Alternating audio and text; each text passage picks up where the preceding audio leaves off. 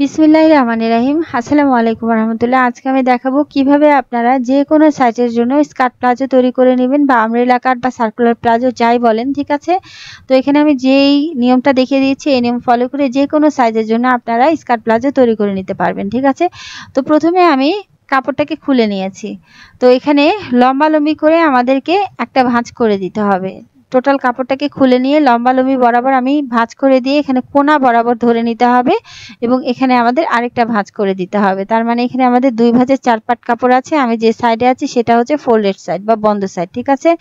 এখান থেকে আমাদের কোমরের মেজারমেন্টটা করে নিতে হবে। এখান থেকে আমি কোমরের মেজারমেন্টটা করে নিব। কোমর কিভাবে বের করবেন, হিপ রাউন্ড যত হবে তার সাথে আপনারা লুজের জন্য 4 থেকে 6 ইঞ্চি যোগ করে দিবেন। তো এখানে আমি 4 ইঞ্চি যোগ করে দিয়েছি 22 হিপ রাউন্ডের জন্য, ঠিক আছে।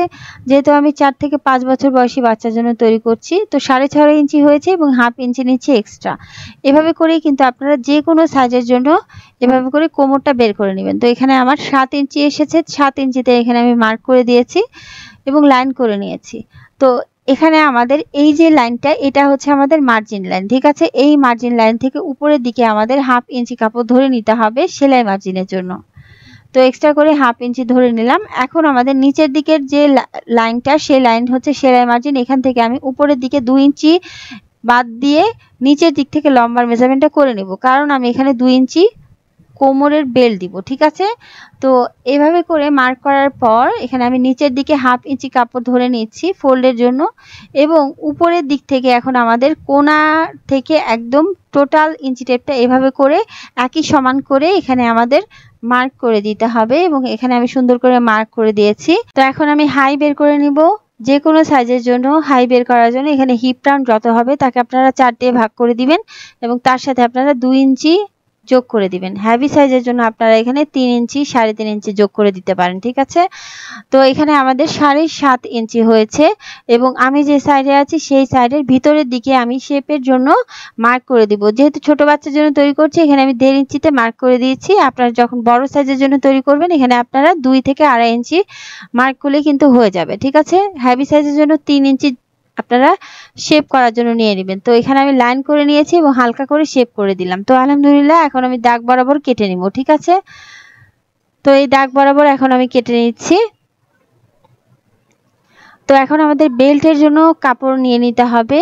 এখানে আমাদের বেল্টটা কত ছিল, 7 ইঞ্চি পরিমাণ। তো 7 কে 4 দিয়ে গুণ করে দিলে হচ্ছে 28 ইঞ্চি পরিমাণ আমাদের লম্বার দিকে বেল্টের জন্য কাপড়টা নিয়ে নিতে হবে, ঠিক আছে। তো এখানে আমি 28 ইঞ্চিতে মার্ক করে দিচ্ছি, এবং প্রস্থের দিক থেকে এখানে আমি 5 ইঞ্চিতে মার্ক করে দিচ্ছি। যেহেতু আমি এখানে 2 ইঞ্চি বেল্ট দিব, তো এখানে আমি 2 ইঞ্চি 2 ইঞ্চি 4 ইঞ্চি নিচ্ছি, এবং এক্সট্রা করে 1 ইঞ্চি বেশি নিচ্ছি সেলাইয়ের জন্য, ঠিক আছে। তো এখন আমি এভাবে করে ফোল্ড করে দিচ্ছি। ফোল্ড করে দিলেই কিন্তু আমাদের হয়ে যাবে। 2 ইঞ্চি থাকবে আমাদের বেল্টের জন্য, এবং হাফ ইঞ্চি এখানে আমাদের সেলাইয়ের সাথে চলে যাবে, ঠিক আছে।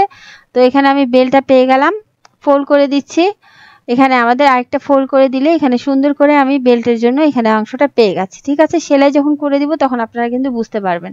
তো এখন আমাদের নিচের দিকে যেহেতু জোড়া পড়বে, এই জোড়ার অংশটা আমি এক্সট্রা যে কাপড়টা সেই কাপড় থেকে কেটে নিব। কেটে নিয়ে এখানে আমাদের 2 সাইডের জোড়াটা পড়বে। তো 2 সাইডের জন্য আমি এখানে কাপড় কেটে নিচ্ছি।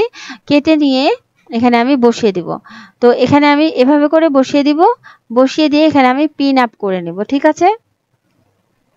তো এখানে আমি হাফ ইঞ্চি কাপড় ধরে ভিতরের দিকে ঢুকে দিয়ে এভাবে করে পিন দিয়ে আটকে দিচ্ছি। তো পুরোটাতে এভাবে করে পিন দিয়ে আটকে দেওয়ার পর এখন আমি যেটা করব, এটাকে উল্টে দিব।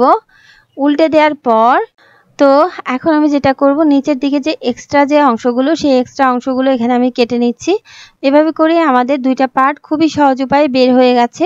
এভাবে করে আপনারা যে কোনো সাইজের জন্য স্কার্ট প্লাজো তৈরি করে নিতে পারবেন, ঠিক আছে। তো আলহামদুলিল্লাহ এভাবে করে আমি প্লাজোটা কাটিং করে নিয়েছি। সেলাইটা আরো বেশি সহজ, খুবই সহজ। তো ভালো লাগলে আমার চ্যানেলের সাথে থাকতে পারেন। ভালো থাকুন, আল্লাহ আমাদের সবাইকে ভালো রাখুন। আসসালামু আলাইকুম।